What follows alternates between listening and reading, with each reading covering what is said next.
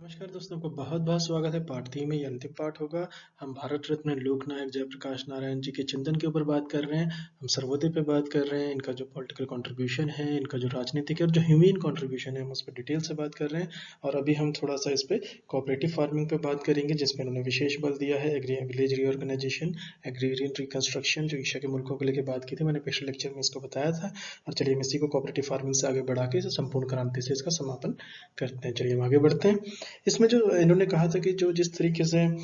सहकारी कृषि यानी जिसको कोऑपरेटिव फार्मिंग कहा गया है, इसका इन्होंने समर्थन किया, ताकि इससे कृषि व्यवस्था के जो निहित स्वार्थ हैं या कृषि व्यवस्था के अंदर जो वेस्टेड इंटरेस्ट हैं और उससे इसे मुक्त किया जा सके। छोटी छोटी जो लैंड होल्डिंग्स हैं उसको मिलाकर सामूहिक सरकारी कृषि क्षेत्र या फार्म्स बना देना चाहिए। किसानों का कर्ज माफ करके राज्य तथा सहकारी ऋण एवं वितरण प्रणाली, जिसे कहते हैं क्रेडिट एंड मार्केटिंग सिस्टम, इसके साथ साथ सहकारी गौणा उद्योग यानी जिसको कहते हैं सब्सिडरी इंडस्ट्रीज भी कहा जाता है, ऐसे स्थापित किए जाए ताकि कृषि और उद्योग में संतुलन स्थापित किया जा सके। अब यही बात जो है ये मैंने अपने उस वाले लेक्चर में जो मैं फार्मिंग बिल्स के हम बात कर रहे थे, और ये देखिए कितनी प्रासंगिक है, कितना स्ट्रेट फॉरवर्ड सॉल्यूशन है, कितना प्रैक्टिकल सॉल्यूशन है, इन्होंने किस तरीके से दिया है। लेकिन आप इसे कॉर्पोरेट फार्मिंग में डाल देंगे तो वहां पर एमएसपी के जो अलग इशू हो जाएगा। लेकिन उन्होंने देखिए कितनी खूबसूरती से कहा है, और उसमें एक जो सुझाव दिया जा रहा है जो काफी इकोनॉमिस्ट दे भी रहे हैं, जो फार्मर के प्रो इकोनॉमिस्ट हैं, उन्होंने ये भी कहा है कि हम कोऑपरेटिव फार्मिंग की तरफ क्यों नहीं बढ़ जाते। जैसे वर्गीश कुरियन जी ने मिल्क का किया है, इसका ज्वलंत उदाहरण है। कैलिफोर्निया का उदाहरण मैंने दिया था, जिस तरीके से ब्लू एलिमेंट्स की बात की जाती है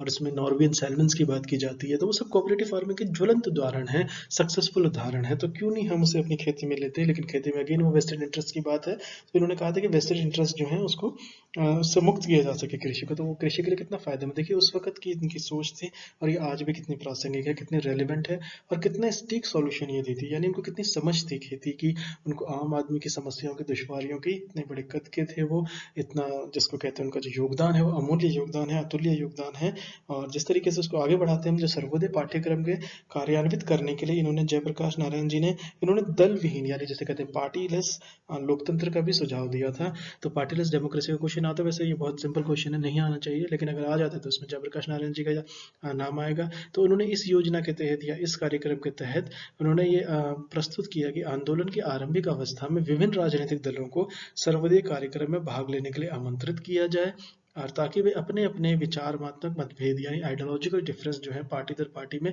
इसे बुलाकर इस कार्य में सहयोग दें, और आगे चलकर वे विभिन्न विभिन्न दलों के रूप में अपनी पहचान जो है वो मिटा देंगे और एक सर्वसम्मत कार्यक्रम को स्वीकार कर लेंगे, जिससे वो मिलजुल कर यानी कॉमन मिनिमम प्रोग्राम के तहत एक एक फ्लोर पे आ जाएंगे, एक पैटर्न पे आ जाएंगे, जिससे कि सर्वसम्मति से देश को चलाया जा सके, विचार विमर्श से चलाया जा सके, इसमें सभी का है। तो ऐसा उनका सोचना था, और जो काफी प्रासंगिक भी लग सकता है, इसके क्रिटिक भी हो सकते हैं, लेकिन हमारा काम है कि उनकी बातों को जैसा उन्होंने कहा था वैसे रखना। इसको हम आगे बढ़े तो सामाजिक परिवर्तन के रूप में सीमा क्षेत्र की परिभाषा देने के लिए जयप्रकाश जी ने संपूर्ण क्रांति का विचार प्रस्तुत किया। इमरजेंसी में जो उन्होंने किया है वो सबको पता है, और जिस तरीके से संकेत दिया कि सोवियत संघ में जो साम्राज्यवाद है या सत्तारूढ़ गुटों के बीच जो शक्ति का संघर्ष देखने को संघर्ष में बदल गया है, इसके जो खास करके स्टालिन के बाद, और इस तरीके के इसमें विकृत और भ्रष्ट समाजवाद के में वहां राजनीतिक शक्तियों से भारी जवाब, यानी इसको कहा गया heavy concentration of political power जो है, उसके साथ जो खुर्शीद के बाद जो आपने देखा है, अगर यूएसएसआर की हिस्ट्री आप देखें, तो उसके साथ साथ जो आर्थिक शक्ति है उसकी एक ही जगह केंद्रित कर दिया गया है। यानी समाजवाद के नाम पर टोटलिटेरियनिज्म की तरफ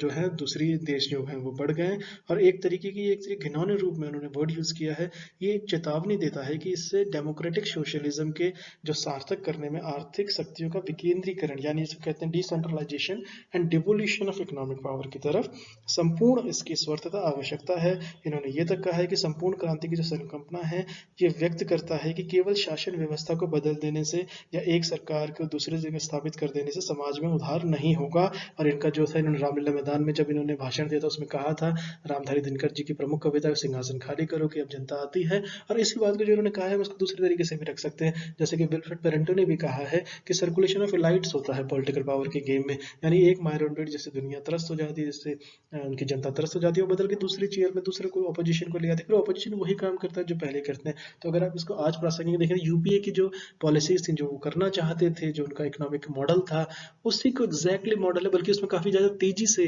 जो प्रेजेंट गवर्नमेंट है, मोदी सरकार है, एनडीए की गवर्नमेंट है, इसने उसमें और ज़्यादा बल दिया, उसमें कैटलिस्ट का काम कर दिया। यानी अगर इनका पिछले 20-30 साल का अगर आप मॉडल देखें तो सेम मॉडल है कांग्रेस, और उसमें कोई अपोजिशन में कोई ज़्यादा जिसको कहते हैं कि ज़्यादा भिन्नता आप नहीं पा सकेंगे, बल्कि मुझे तो कई बार लगता है कि आइडेंटिकल है काफ़ी हद तक। तो इसको अगर आप आगे बढ़ाएं, और तो उन्होंने उस वक्त कहा था कि जो एक तरीके का आर्थिक विषमता जो होगी ये बहुत खतरनाक है, और सामाजिक भेदभाव की जड़ से मिटाना होगा। इन्होंने इस पे भी चिंतन किया, कुछ लोग कह सकते हैं इस पे इन्होंने कोई बात नहीं रखी, इस पे भी इन्होंने बल दिया है, गांधीयन थॉट से इंस्पायर्ड है। तो इस चिंतन को गति देने के लिए इन्होंने युवा शक्ति का आह्वान किया, ये इंपॉर्टेंट है। और इसके बाद उन्होंने कहा कि जनशक्ति के साथ मिलकर राज्य शक्ति के विरुद्ध संघर्ष करना नीतिगत है। तो ये इनका एक तरीके से जो इन्होंने इमरजेंसी के दौरान एक लीडरशिप दी, उसका ये आधार